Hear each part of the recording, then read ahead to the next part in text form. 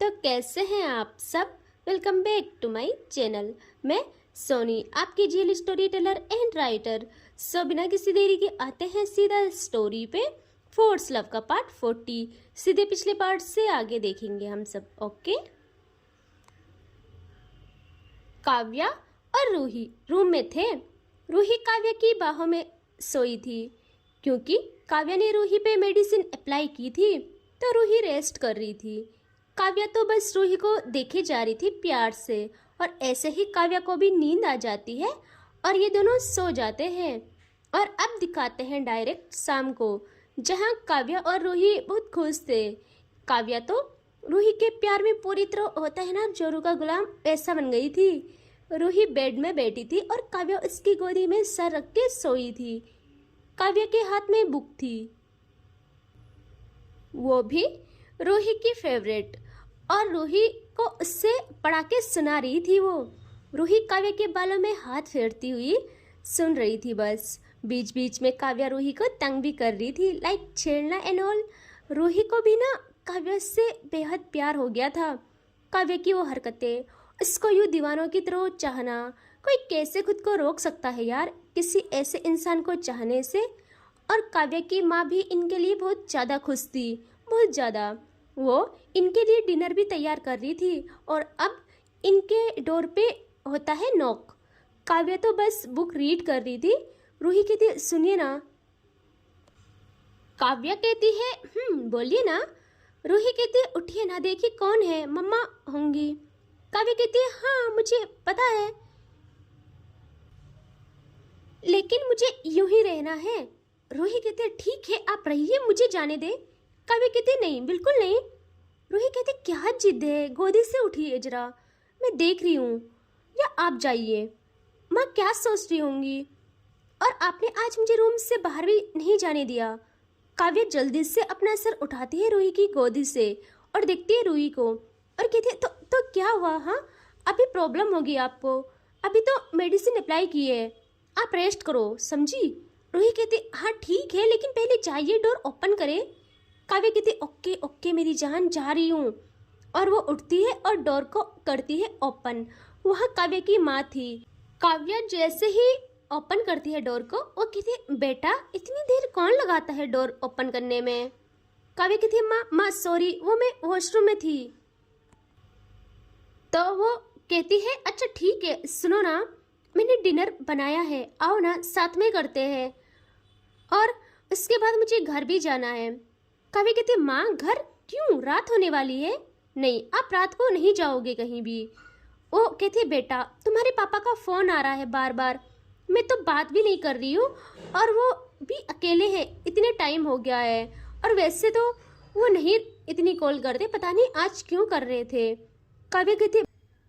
काव्या कहती है कि माँ पापा को बुला लो ना यहाँ। और कहती है बेटा यहाँ से आपके पापा का ऑफिस दूर है, आप जानती हो ना, और अपने काम के लिए कितने टाइम के पक्के हैं वो, ये भी जानते हो आप।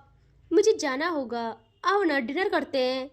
काव्या कहती है माँ मैं सब समझती हूँ, लेकिन रात को मैं बिल्कुल भी नहीं जाने दूंगी आपको, कल सुबह चले जाना बस खुश, लेकिन रात को नहीं तो नहीं।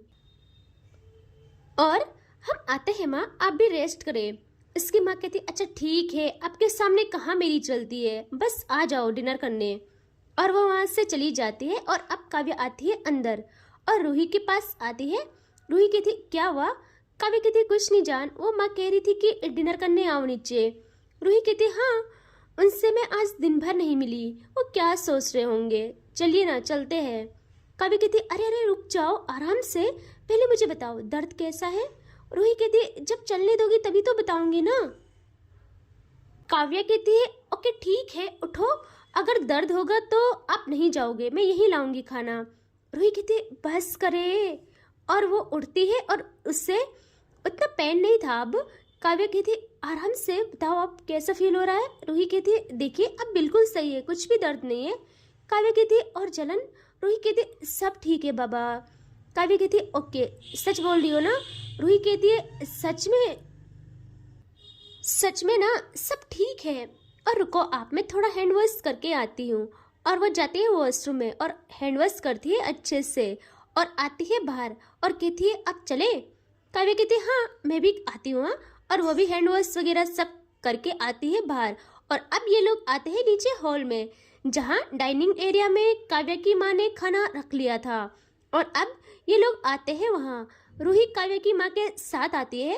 वो कहती है बेटा आप ठीक हो ना। और जैसे ही ये कहती है काव्या देखती है रूही को और रूही काव्या को।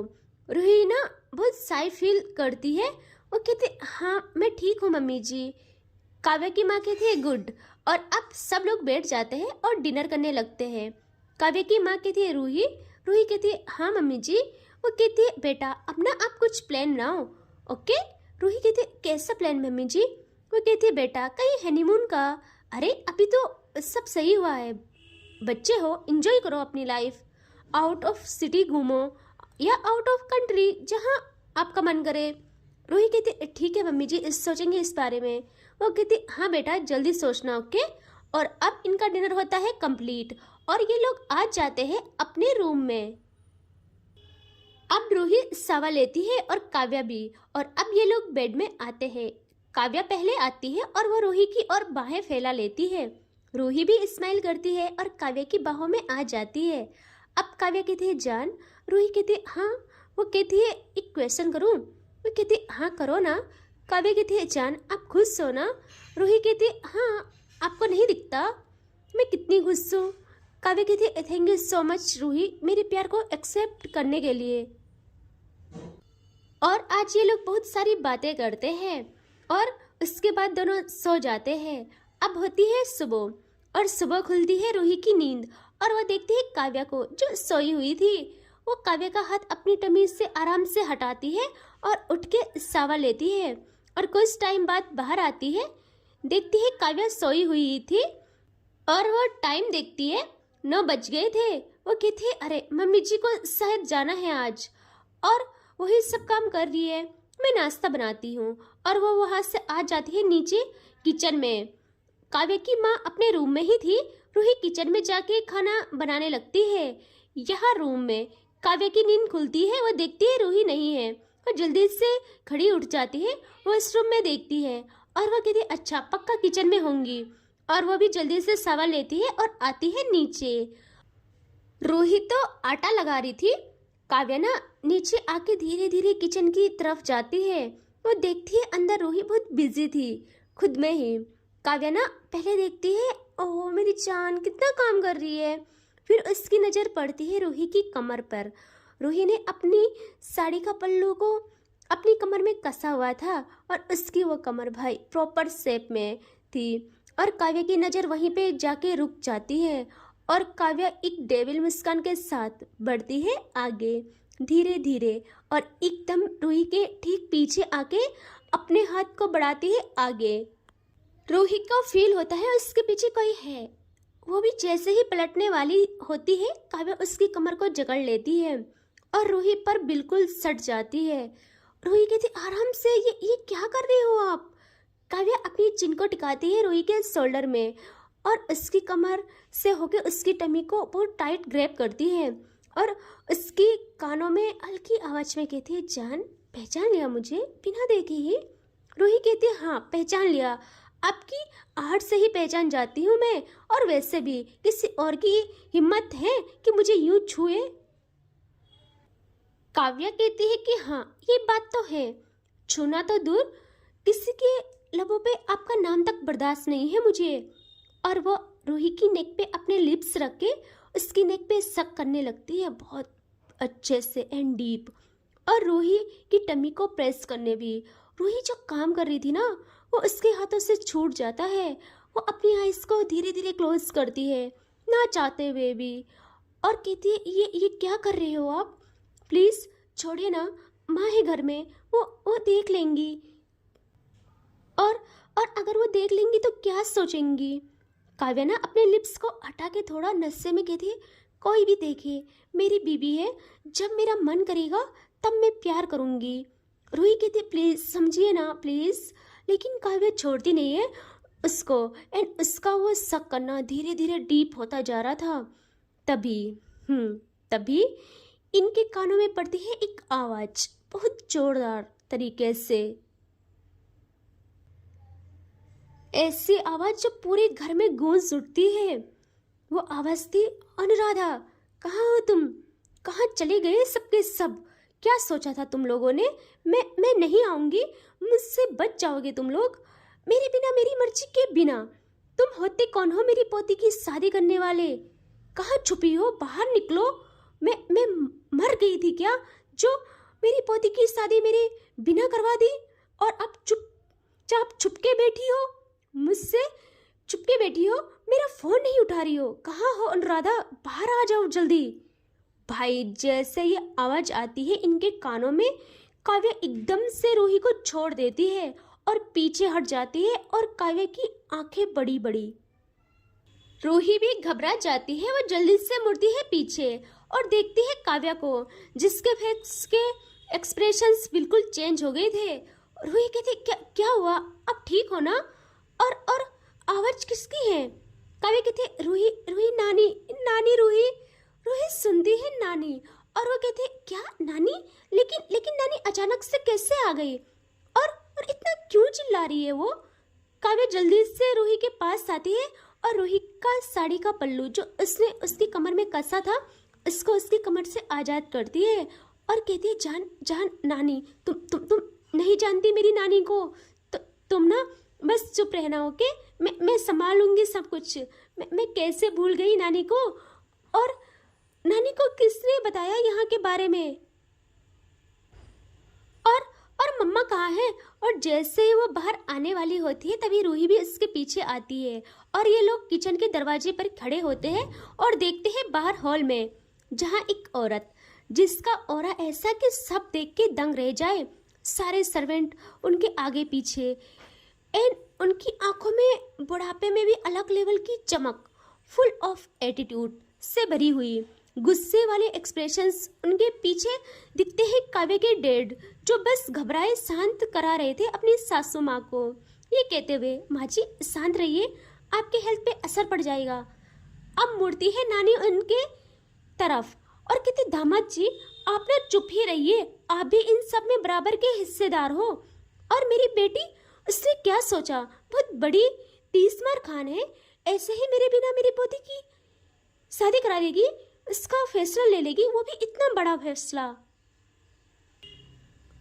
और मुझसे पूछना तो दूर, मुझे बताया तक नहीं, और मामलों में मैं नहीं पड़ती हूँ, आपको पता है।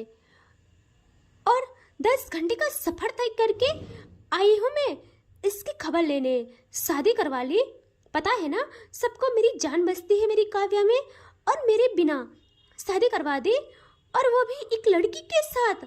और जैसे ही ये बोला था, यहाँ रूही फ्रीज, वो देखती है काव्या को, देखती क्या यार, घूरती है, और काव्या हल्के से गर्दन घुमा के देखती है रूही को और डरते हुए कहती, जान प्लीज गुस्सा मत करना, नानी है ना, बहुत प्यार करती है और बड़ी भी है और उम्र भी हो गई है ना, तो दिमाग सही से नहीं चलता है, कुछ भी बोल देती है, प्लीज गुस्सा मत करना।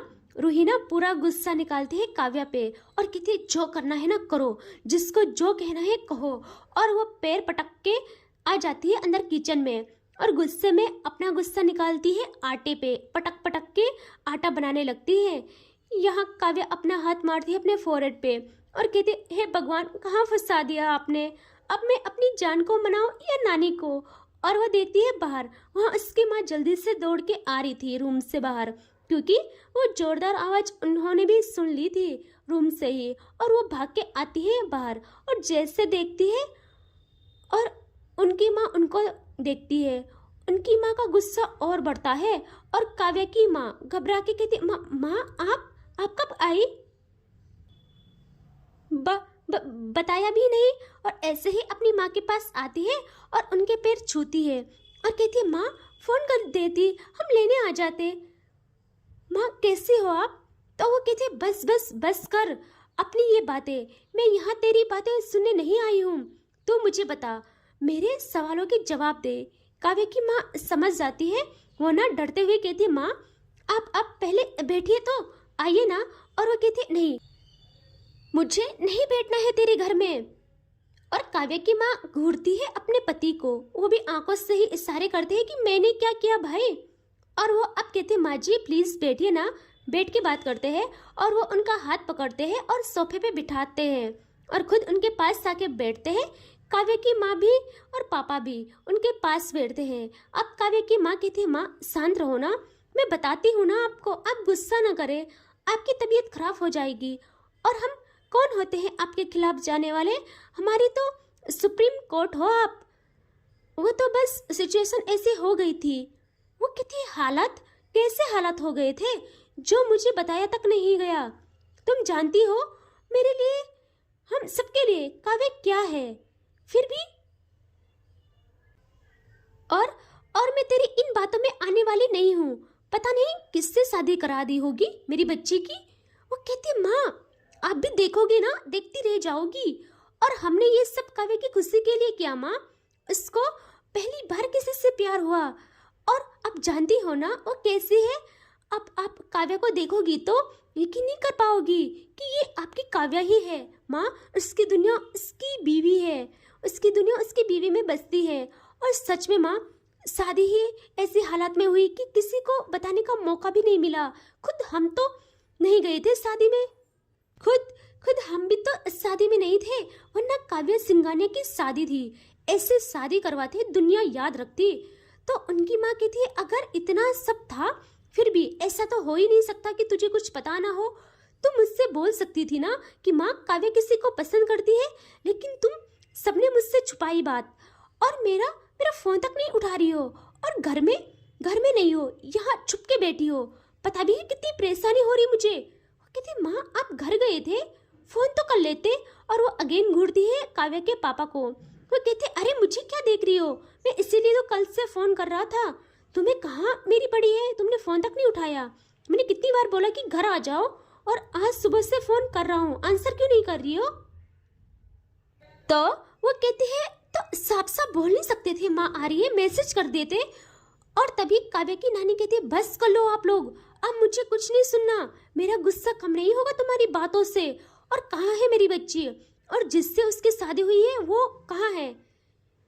तभी वो कहती है, माँ वो बहुत प्यारी बच्ची है, मुझे पता है आप उसको सबसे ज़्यादा मानोगे, सबसे ज़्यादा चाहोगे। अभी बुलाती हूँ, किचन में होंगी पक्का, बहुत मेहनती है, सुलझी शांत लड़की है, संस्कारी है। ये सब काव्या देख रही थी, और वो एक नज़र रूही को देखती है और दूसरी अपनी नानी को। और वो अब बहुत हिम्मत जुटा के आती है रूही के पास। तो रूही तो गुस्से में रोटियां बेल रही थी, काव्या पास आती है और कहती है, जान। रूही जवाब नहीं देती। काव्या कहती है, जान। रूही कहती है, सुनाई दे रहा है मुझे, मैं गूंगी नहीं हूँ ना बहरी हूँ। काव्या कहती है, जान चलो बाहर, नानी बुला रही है प्लीज। रूही कहती है, क्यों जाऊँ मैं, अगर उन्होंने मुझे कुछ सुनाया तो। तभी काव्या कहती है, अरे तुम ऐसा क्यों सोच रही हो, नानी बहुत अच्छी है। रूही कहती है, हाँ वो दिख रहा है मुझे। काव्या कहती है, अरे तुम मिलोगी ना तब पता चलेगा ना, वो थोड़ा गुस्सा है ना, इसीलिए ये सब हो रहा है, थोड़ा गुस्सा है। आपको देखेंगी ना, मुझे पता है, वो ना सबसे ज़्यादा आपको चाहेंगी। रूही कहती है कि देखिए मुझे कुछ नहीं सुनना, आप प्लीज़ जाइए यहाँ से, मुझे मेरा काम करने दे। और ना काव्या ना उनसे मना रही थी। एंड तभी इनके डोर पे आती है काव्या की माँ, कहती है, बेटा। एंड ये दोनों साथ में मुड़ते हैं पीछे। यहाँ काव्या की माँ आती है इनके पास, और वो रूही को कहती है, बेटा प्लीज़ बाहर आ जाइए, वो ना माँ आई है एंड वो आपसे मिलना चाहती है। आपको नहीं पता, हमारे घर में सबसे ज़्यादा राज उनका चलता है। लाइक सब उनकी बहुत रिस्पेक्ट करते हैं, सब उनको बहुत मानते हैं, तो प्लीज़ उनसे मिलिए एक बार। रूही उनको तो कुछ नहीं कहती है, लेकिन वो काव्या को घूरती है। यहाँ वो कहती है, देखिए बस एक बार मिलिए, एंड मुझे पता है आप एक बार मिलने से ही ना वो आपको बहुत प्यार करेंगी, उनको पता चलेगा। वो जितनी बाहर से सख्त है ना, उतना ही वो सॉफ्ट हार्टेड है। वो आपको ना बहुत प्यार करेंगी, सबसे ज़्यादा आपको मानेंगी। एंड ना काव्या में तो उनकी जान बसती है, एंड काव्या की पसंद को वो बहुत सम्मान, बहुत प्यार देंगी। और आप तो काव्या की बीवी हो, इस घर की इकलौती बहू हो, एंड आपका फ़र्ज बनता है ना।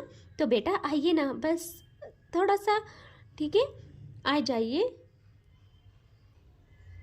रूही ना वो मान जाती है, एंड वो अपने हैंड वॉश करती है, एंड अपनी साड़ी का पल्लू अच्छे से लेती है अपने सर में। एंड अब ये लोग आने लगते हैं बाहर, तीनों के तीनों। सबसे आगे काव्या की माँ थी, एंड फिर काव्या थी, एंड फिर थी रूही। एंड ये लोग आ जाते हैं हॉल में। यहाँ सोफे पे बैठी थी काव्या की नानी। एंड इससे आगे देखेंगे नेक्स्ट पार्ट में। ठीक है, टेक केयर, बाय बाय।